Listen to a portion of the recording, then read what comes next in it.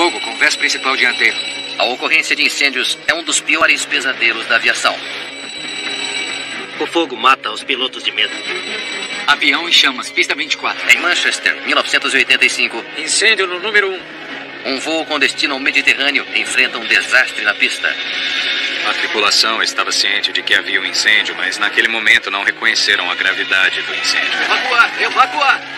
Nos céus da Arábia Saudita, Tem fumaça lá atrás. Está muito ruim.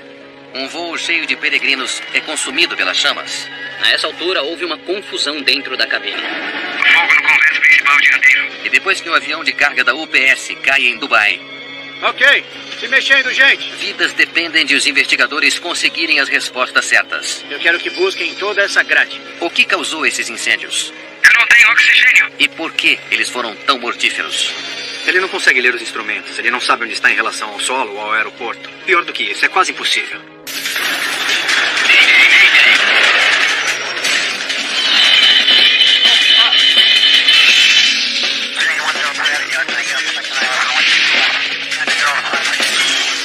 Especial de Mayday Desastres Aéreos.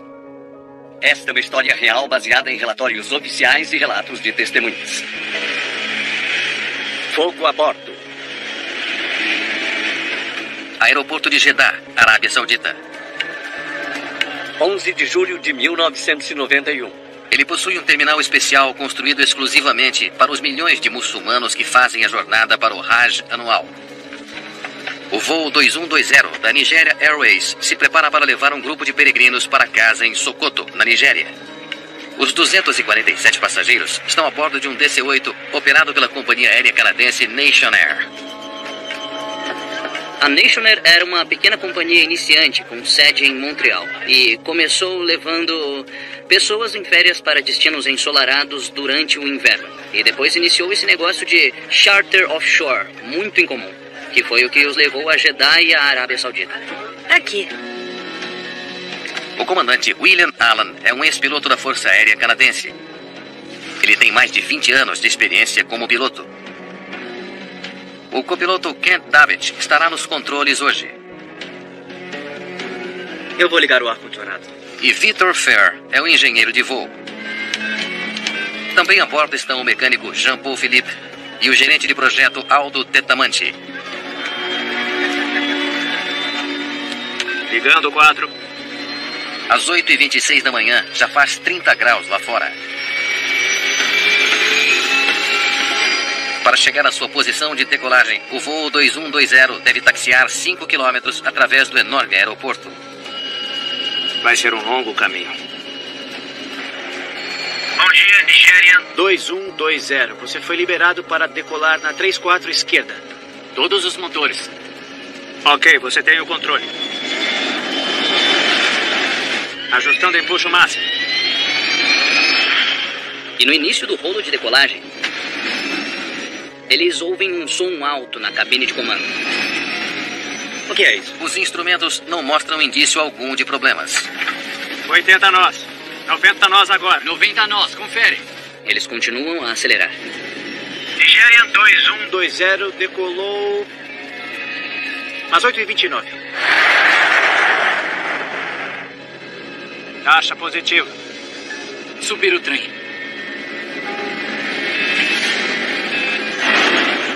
E então, apenas alguns momentos após a decolagem, Temos 4 luzes de baixa pressão. Sim. Estamos perdendo a hidráulica aqui.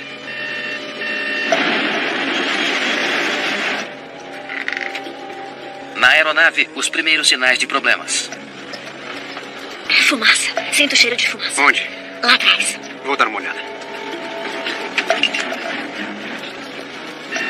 Ok, 160. Estamos perdendo o nosso sistema hidráulico, senhor. Nós vamos precisar voltar a Jeddah para pousar. Tem fumaça lá atrás. Está muito ruim. Sim, estamos voltando. Nós temos um problema hidráulico, ok? Então esse é o primeiro indício que o piloto tem de que alguma coisa está acontecendo na parte de trás do avião. Agora eles têm que lidar com esse incêndio que está se espalhando pela parte traseira da aeronave. Ok, vamos nos entender e ver o que temos aqui, por favor. Está ficando quase impossível respirar. E Jeddah ainda está a 19 quilômetros de distância. Perdemos toda a hidráulica. Droga! Eu não tenho ailerons! O voo 2120 da Nigeria Airways é agora um inferno. Aguente firme, está na mão. A tripulação conseguiu virar o DC-8 de volta para o aeroporto de Jeddah. Vamos nos alinhar antes que as coisas piorem.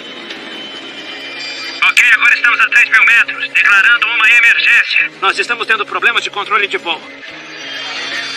Vire à esquerda agora mesmo, na direção... São 080. Espere a pista de 34 esquerda.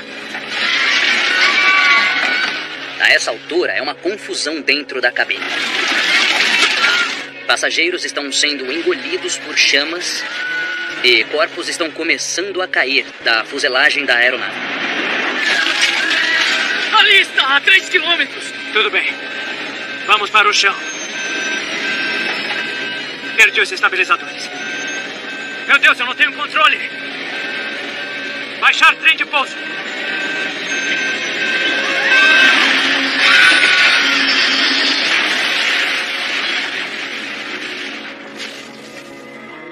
Saudi Air 738. O Nigeria Airlines caiu perto do meio da pista 34. A explosão de fogo e o impacto súbito com o solo acabaram com o voo 2120. 247 passageiros e 14 tripulantes estão mortos. Este é o pior acidente que já aconteceu com uma companhia aérea canadense e o acidente mais mortífero de um DC-8 em toda a história. Um dia depois do acidente, uma equipe de investigadores canadenses chega a Jeddah. Alguma coisa foi removida? Bill Taylor é o especialista técnico da Comissão de Segurança dos Transportes do Canadá. Minha primeira reação no local do acidente foi de espanto. Na verdade, com a dispersão dos destroços por causa da severidade do rompimento. Não havia praticamente nada para identificá-la como uma aeronave. Taylor é acompanhado pelo investigador-chefe Ron Coleman. Quando você está lidando com 247 passageiros e 14 tripulantes todos mortos, isso chama sua atenção. Ao examinar os restos do trem de pouso do voo 2120, os investigadores descobrem que uma das bordas da roda esquerda mostra sinais claros de que raspou ao longo da pista. Você pode imaginar o tipo de calor que isso gera, correndo ao longo da pista, raspando. Enquanto os investigadores se perguntam se a roda raspada pode ter algo a ver com o acidente, Bill Taylor faz uma descoberta totalmente ao acaso. Eu notei um pedaço de papel voando pelo local e eu peguei. Este papel fazia parte da lista de verificação de inspeção pré-voo. E era a página onde se registra a pressão dos pneus. Ei, vem cá. A lista de verificação de manutenção mostra que os pneus foram enchidos à pressão normal. Mas há duas cores diferentes de tinta, com uma segunda anotação escrita sobre a primeira. Existe uma lei na indústria da aviação que nenhum documento deve ser alterado. E esse parecia suspeito. Enquanto a lista de verificação de manutenção é enviada para a Real Polícia Montada do Canadá, os investigadores em Jeddah voltam sua atenção para os pneus. Alguns sinais intrigantes foram deixados na pista. Então, este é o esquerdo externo.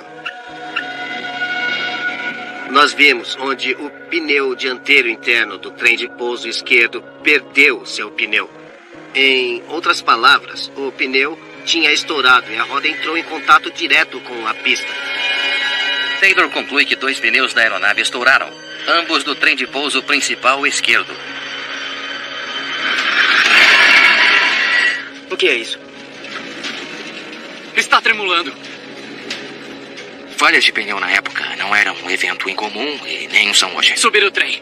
Você pode decolar com sucesso, seguir a sua rota e pousar no destino sem consequências adversas. Estamos perdendo a hidráulica aqui. Mas é possível que um pneu estourado tenha levado a um fogo intenso que derrubou um DC-8 em 10 minutos?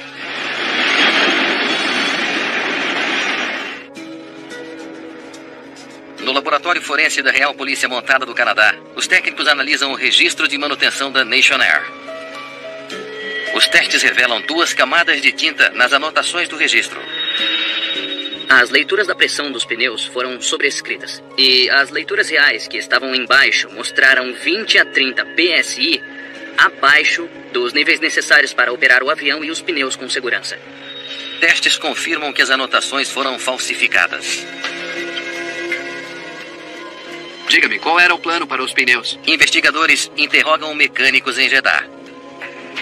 Eles descobrem que 4 dias antes do acidente, em uma escala em Gana, na África, os mecânicos de lá queriam trocar os pneus. A banda de rodagem estava começando a se desgastar e a pressão deles estava baixa. Seguindo essa pista, você não vai acreditar no que acabei de achar. Taylor descobre evidências de que a troca de pneus nunca foi realizada. Urgente. Um fax do gerente de projetos da Nationair em Jeddah ordenou que não fosse feita para que o avião pudesse ficar dentro do cronograma. Esqueça. Eles querem que a gente continue. Então o fax chegou e disse: parem a troca de pneus. Estamos muito atrasados. Nós podemos perder o contrato. Embarque todo mundo e volte. Em vez de encher os pneus, um mecânico altera o registro para fazer parecer que a pressão do ar atende aos padrões de segurança. Essa decisão se tornará mortal. O trem de pouso principal do DC-8 consiste em um conjunto esquerdo e direito, cada um com 4 rodas. A pressão uniforme dos pneus é importante. Ela garante que o peso do avião seja distribuído uniformemente entre todas as 8 rodas. Quando você tem um pneu com enchimento insuficiente, esse peso total então é distribuído pelas rodas restantes. Ele seria sentido no eixo do pneu de baixa pressão. Antes de cair e causar 261 mortes, o mesmo avião decolou e pousou 7 vezes com os pneus insuficientemente cheios. Então por que os pneus explodiram em 11 de julho em Jeddah? De quanto tempo é aquele táxi, afinal? Os investigadores analisam a extensão da pista de táxi e as temperaturas altíssimas do solo. Vai ser um longo caminho. Eles taxiaram por 5 quilômetros. Os pneus deviam estar queimando na pista. Quando você tem deflexão demais ou abaulamento excessivo nessa superfície, isso gera calor. Empuxa o máximo. Se você gerou calor suficiente, o nylon começa a derreter e se desfaz. E então, o pneu estoura. O que é isso? Primeiro, um pneu estoura. 90 nós agora. Rapidamente seguido por um segundo pneu. O aro da roda atinge a pista. E quando ele começou a se arrastar e desgastar a pista, ficou super quente. Assim que a aeronave decolou e recolheram o trem de pouso, não havia como sobreviver. Erguer o trem. A tripulação levou o fogo junto com eles para o ar.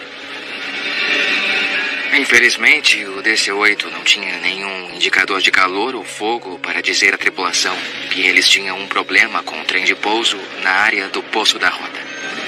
Meu Deus, eu não tenho controle. E tudo termina 10 segundos depois que eles decolam.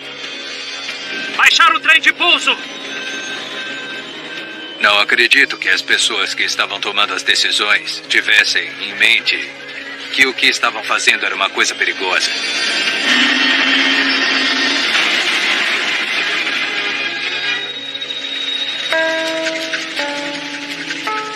Uma série de mudanças críticas ocorreram após esse acidente. Sensores de fumaça, fogo e temperatura nos poços das rodas agora são obrigatórios. E mais importante, as equipes recebem treinamento sobre a importância de pneus adequadamente inflados.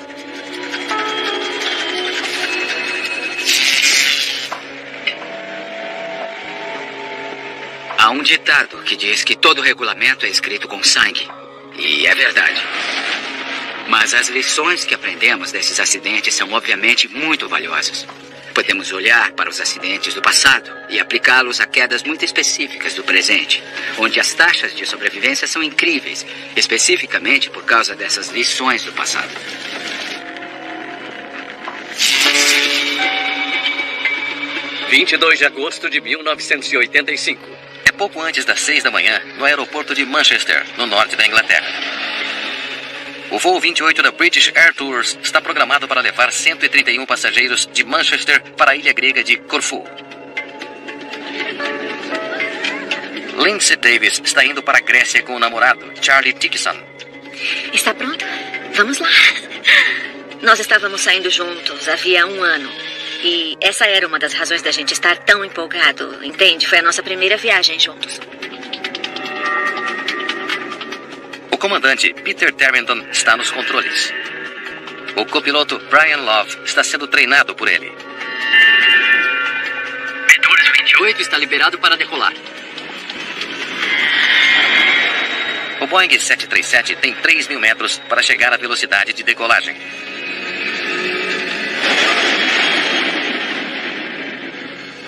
nós. Confere.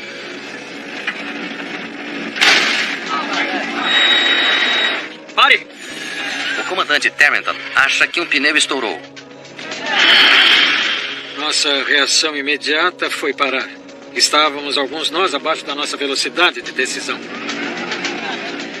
Eu presumi que talvez um pneu estivesse estourado. Então eu não estava realmente alarmada naquele momento.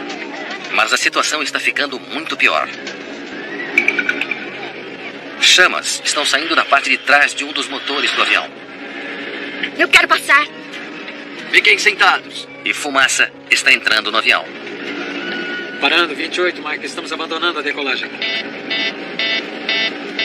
Parece que temos um incêndio no número 1. Avião em chamas, pista 24. O comandante Tarrenton precisa agir rápido. Evacue para o lado de bordo, por favor. Ele decide sair da pista. Evacuar, evacuar. Por favor, fiquem calmos. Não entrem em pânico. No 737 existem 4 portas. As 2 traseiras estão cobertas de chamas e fumaça, deixando apenas 2 para 137 pessoas. Agora, uma dessas saídas não abre. Parecia uma eternidade até que eles começaram a evacuar. E foi quando eu pensei, eu não vou sair, vai explodir com todos nós a bordo. Parados numa pista de táxi, as chamas envolvem a fuselagem do voo 28 da British Air Tours. 137 pessoas estão desesperadas para escapar. Nós tínhamos uma lista de verificação de evacuação, mas ela tinha 4 páginas e o último item era para tirar os passageiros. Do lado de fora, os bombeiros lutam para conter o fogo, espalhando espuma no avião. Nós queríamos começar a evacuar os passageiros, mas havia um gargalo e ninguém conseguia passar. O corredor é bastante estreito e eu pude ver esse garoto que foi literalmente imprensado contra a parede. Ele não podia sair. Então eu o puxei pela camiseta. Ele meio que tombou para frente e depois disso todo mundo simplesmente caiu atrás dele. Muito bem, segurem na porta e saltem no escorregador. Lindsay é empurrada para frente. Te vejo lá fora. E separada do namorado dela, Charlie. Vão! Dezenas de passageiros conseguiram sair do avião. Mas ainda há muito mais pessoas lá dentro sendo esmagadas. Uma coisa que eu vi quando eu olhei para trás foi que as pessoas queriam ir para frente do avião. Iam empurrando os bancos enquanto tentavam sair do avião.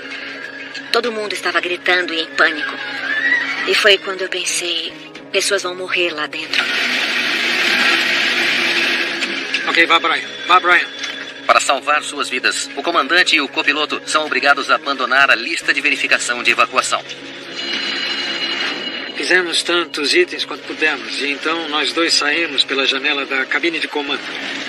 E quando nos viramos, já no chão, vimos que a aeronave estava totalmente destroçada, e aquilo aconteceu em questão de segundos. Aquilo foi pavoroso. 125 bombeiros levam mais de 2 horas para apagar o incêndio. 54 pessoas morrem, incapazes de escapar do inferno. Outra morreria no hospital. A escala da tragédia leva a primeira-ministra britânica Margaret Thatcher ao local do acidente. Quando temos um terrível acidente aéreo desse tipo, todos ficam abismados e chocados, é claro. Então, o que causou o fogo? E como poderia matar tantas pessoas, apesar do avião estar no chão? A Agência de Investigação de Acidentes Aéreos da Grã-Bretanha envia uma equipe para Manchester. Stephen Moss inspecionará os motores do avião. Aquilo não deveria ter acontecido. A aeronave nem sequer decolou. Ela não saiu da pista. E ainda assim, 55 pessoas foram mortas. Chris Prothero vai se concentrar no fogo.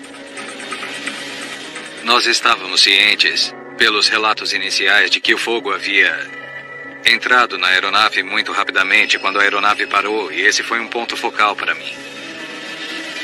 Bem, a primeira coisa que notamos claramente foi o buraco na parte de baixo da asa e bem próximo a ela. Havia um buraco enorme na lateral do motor. Os dois buracos poderiam estar ligados. Investigadores procuram evidências na pista. Eles encontram um grande pedaço de metal em forma de cúpula ao longo do caminho do avião. Stephen Moss pode ver que é de um pedaço de motor, chamado câmara de combustão tubular. Parece que tinha havido uma separação na câmara, a parte da frente e da parte de trás. Os motores a jato do 737 contêm 9 câmaras de combustão. É onde o combustível e o ar são misturados e inflamados para criar empuxo. Moss suspeita que a câmara de combustão rachada pode ter, de alguma forma, explodido e destruído o motor esquerdo do avião. Ele atingiu um painel de acesso ao tanque de combustível sob a asa e fez um buraco considerável nele, o que levou diretamente à liberação de uma grande quantidade de combustível. Para descobrir por que a câmara de combustão rachou, os investigadores estudam o registro de manutenção do avião. Eles descobrem que 1 ano e meio antes, mecânicos haviam consertado pequenas rachaduras em algumas das câmaras de combustão. Mas uma rachadura, na câmara número 9, era extraordinariamente longa. O manual de revisão não dava nenhum limite ao comprimento da rachadura que poderia ser reparada. Mecânicos soldam todas as rachaduras, incluindo a longa rachadura da câmara de combustão número 9.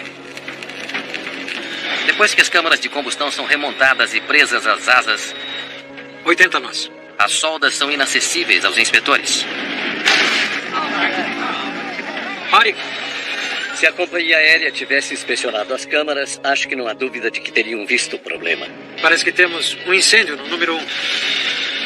Os investigadores agora sabem o que causou o desastre de Manchester. A rachadura soldada na câmara de combustão número 9 se desfez à medida que o voo 28 acelerou na pista. A parte dianteira da câmara se soltou do motor e fez um buraco na parte de baixo do tanque de combustível da asa esquerda. O combustível vazou no motor danificado e explodiu, incendiando-se. Agora os investigadores querem descobrir como o fogo fora do avião se espalhou tão rapidamente para dentro da fuselagem e causou a morte de 55 pessoas. Os investigadores estão intrigados com a velocidade destrutiva do incêndio no voo 28 da British Air Tours. Chris Prothero examina os dados para ver se o clima desempenhou algum papel nisso.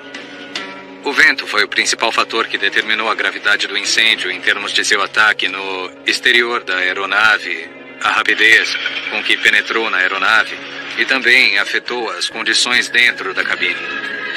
Pare! Acreditando que um pneu havia estourado, o comandante Terrington toma uma decisão fatídica. Parando, 28, Mike. Estamos abandonando a decolagem. Ele sai da pista e entra em um vento cruzado do lado esquerdo da aeronave, que espalha o fogo que queima sob a asa esquerda. O vento leva o fogo para a parte de trás do avião e para o interior da fuselagem. Investigadores descobriram as condições que fizeram com que o fogo penetrasse no avião. Agora eles devem solucionar o maior mistério.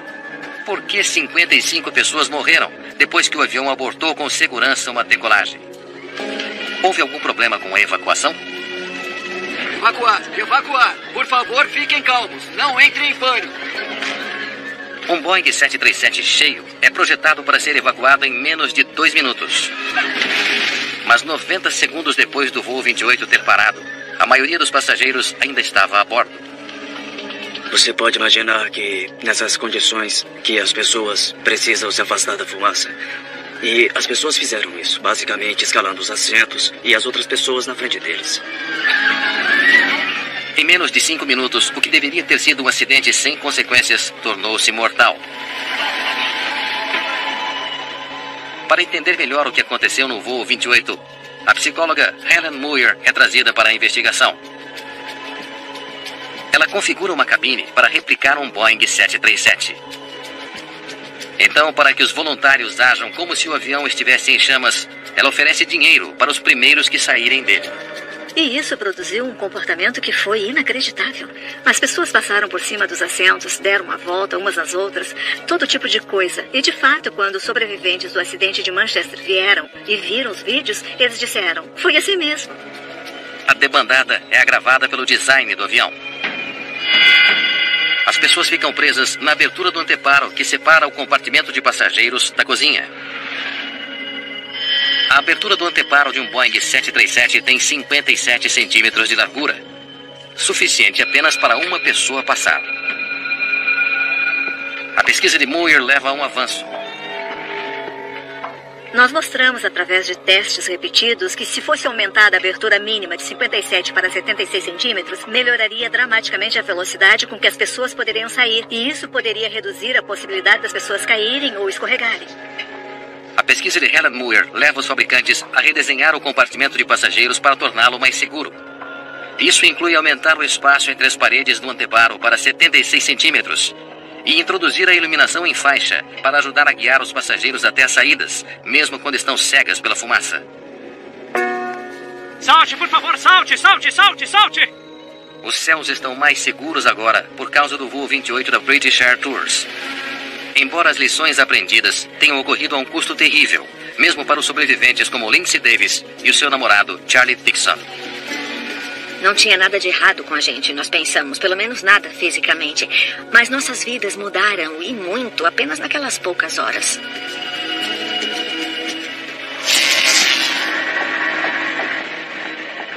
Todas essas inovações tornaram os voos mais seguros. Mas às vezes, o problema não é a tripulação, nem o avião. 3 de setembro de 2010. Um Boeing 747 de carga decola do Aeroporto Internacional de Dubai com destino a Colônia, na Alemanha. Piloto automático? Acionado. Após uma decolagem de rotina, a tripulação do voo 6 da UPS se acomoda para uma longa noite.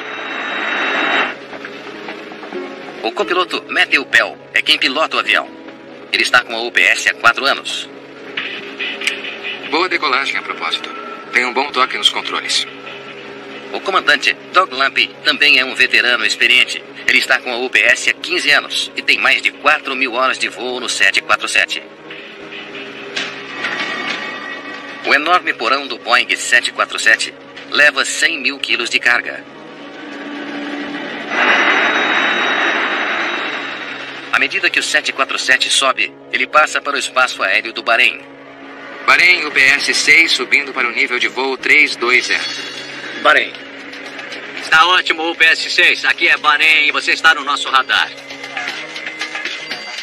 O controlador de tráfego aéreo Richard Phillips é responsável pelo avião enquanto ele está no espaço aéreo do Bahrein.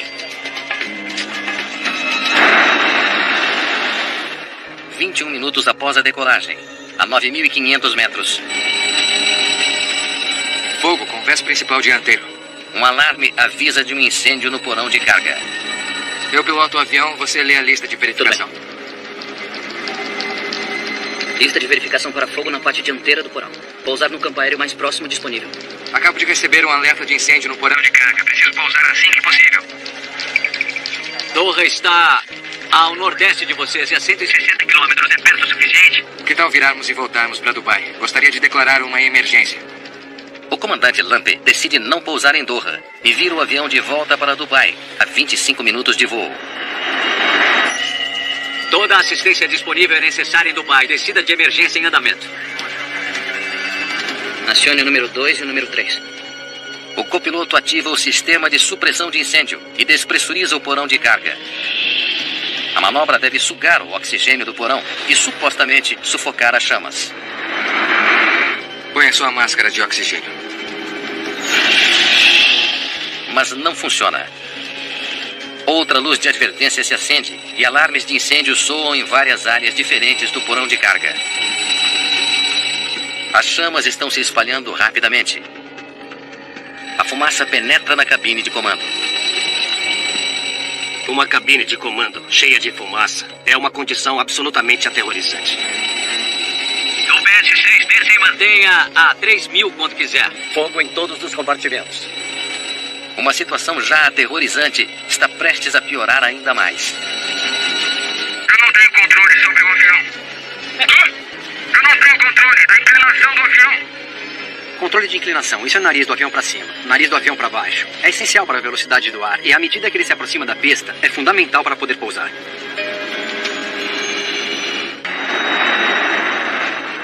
O UPS-6 ainda está a 22 minutos do aeroporto internacional de Dubai. E a tripulação está cega pela fumaça na cabine de comando. Tente inserir Dubai no computador.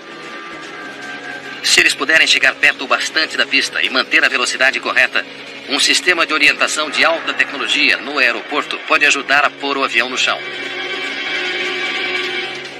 O sistema de aterrissagem por instrumento, ou ILS, envia sinais de rádio do final da pista. Ele pode guiar o avião para baixo na vertical e na horizontal, a partir de cerca de 19 quilômetros. Muito bem, o PS-6 seguindo para a pista 12 esquerda. Todos os aviões aguardem. Mas, justo quando a tripulação mais precisa dele, Phillips perde o contato de radar. Emirates, aqui é o controle de tráfego de Bahrein. Preciso das suas leituras para a UPS-6. Eles estão fora do meu radar. Phillips pede aos controladores em Abu Dhabi para rastrear o avião em seu radar e enviar-lhe atualizações. Direção 106. UPS-6, a direção é 106. Momentos depois, os pilotos enfrentam a sua pior crise. Eu não tenho oxigênio. O comandante precisa alcançar um suprimento suplementar de oxigênio atrás dele. Ele deve transferir o comando. Você pilota. Pronto, eu tenho controle. O comandante não sobrevive. O copiloto Bell agora está sozinho. Alguém pode me ouvir? E ele também enfrenta outro desafio. Bell está prestes a sair do alcance de rádio do Bahrein. UPS-6 entra em contato com Dubai 132 decimal. Os controladores dão a ele uma nova frequência para sintonizar o controle de Dubai. Mas não adianta. A fumaça na cabine de comando é muito densa. Ele não conseguiu mudar de volta para a frequência de Dubai. Então o problema dele era: como você fala com alguém fora do alcance do rádio em sua frequência? Sua única escolha é ficar com Phillips no Bahrein. Pode me dar uma altitude? Phillips tem que pensar rápido. Ele se esforça para encontrar aviões voando dentro do alcance de rádio do controle do Bahrein e do UPS-6. Dubai 1, agora é um contato por radar. Senhor, preciso que faça retransmissões para o UPS-6. Tudo bem. O que você quer que eu diga para o UPS-6? Quero que diga a ele exatamente o que eu disser quando eu disser. Havia muitas pessoas nesse canal de comunicação e a informação precisava passar de uma pessoa a outra e depois a outra e a outra. E isso leva tempo. E tempo é uma coisa que o copiloto não tem. Ao se aproximar do aeroporto, Bell luta para se fixar no sinal da pista. Ele aperta o botão de aproximação do ILS. Vamos lá! Está muito alto e muito rápido. Bell está ultrapassando a pista. Ele consegue se virar à esquerda para uma aproximação final de 16 km para Sharjah? O controle de tráfego pensou rápido. Eles sabiam que havia outra pista perto e tentaram orientá-lo para chegar àquela pista. Você é capaz de virar à esquerda agora para Sharjah? Fica a 16 quilômetros. Direção 095. Bell tenta inserir a direção no piloto automático. Ele fez uma curva à direita. Uma curva à direita. Infelizmente, um dígito estava errado. 195. Em vez de virar à esquerda em direção a Sharjah, o avião virou à direita, longe de Dubai e Sharjah. Bell percebe que o avião está virando na direção errada. Ele desconecta o piloto automático para tentar corrigir o seu curso. A minha velocidade no ar. Qual é a velocidade dele? Velocidade em solo 266. O copiloto nunca desistiu de tentar pilotar o avião ou pousar o avião.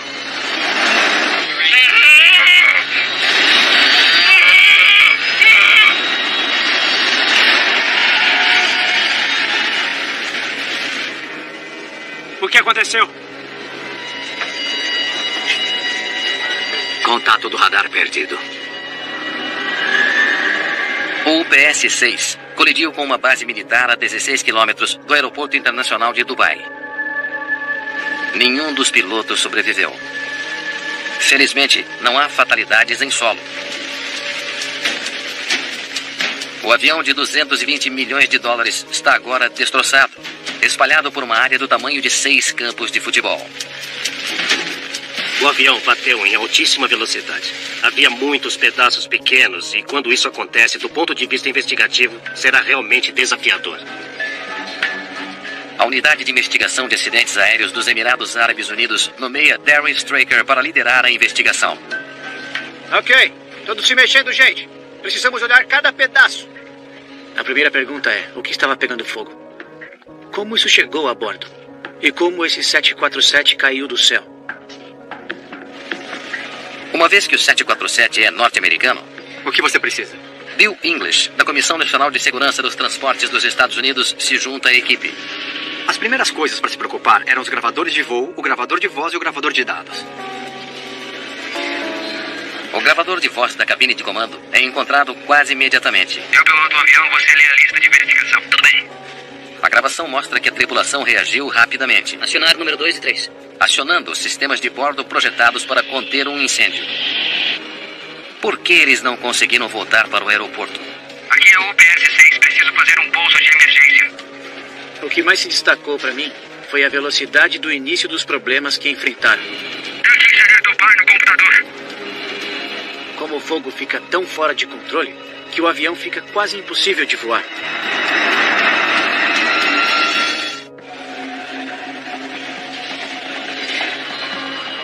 Três dias depois da varredura no local do acidente do UPS-6, o gravador de dados de voo foi encontrado. Juntamente com uma pista inesperada.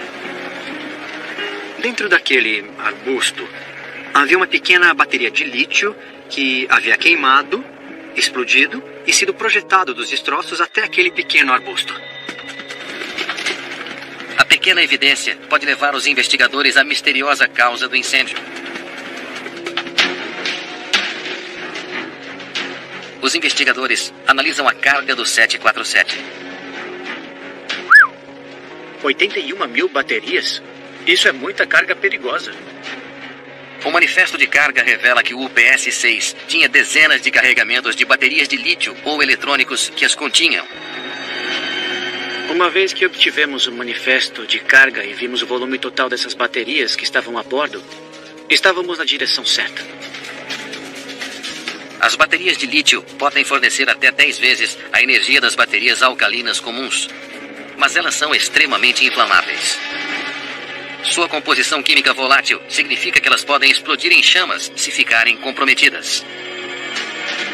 Foi isso que aconteceu no porão de carga do voo 6 da UPS.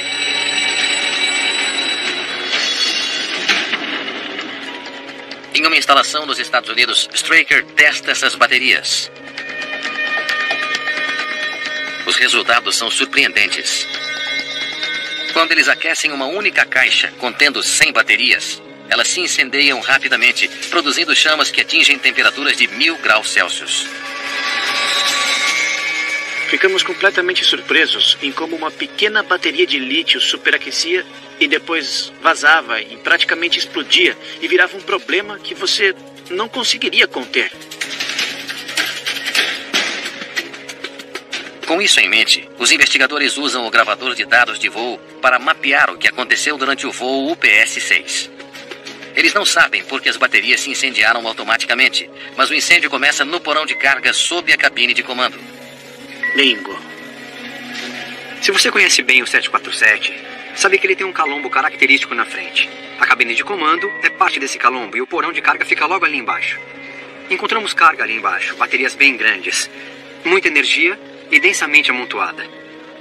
As falhas foram aqui, atrás da cabine de comando. No porão de carga lotado, as chamas logo se espalharam para outros contêineres, muitos deles carregados de baterias. Fogo com vés principal dianteiro. No momento em que a tripulação recebe um alerta, o fogo é intenso demais para que o sistema de supressão o apague. O fogo destrói mais incluindo o suprimento de oxigênio do comandante e os controles do trem de pouso. Estou sem trem de Os investigadores acreditam que a tragédia teria sido ainda pior se não fossem as ações finais do copiloto. No último momento, em um avião que ele mal podia controlar, Se possível, suba imediatamente! Suba imediatamente! ele evita uma colisão em um subúrbio residencial de Dubai.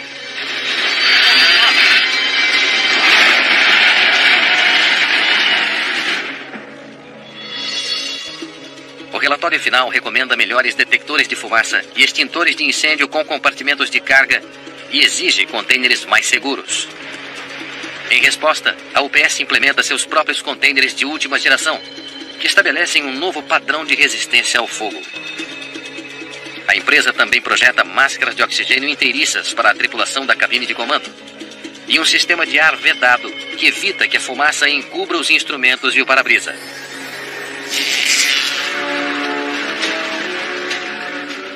As tragédias vividas em Dubai, Jeddah e Manchester tiveram um terrível custo humano. Mas elas também ajudaram a tornar o caminho nos céus muito mais seguros.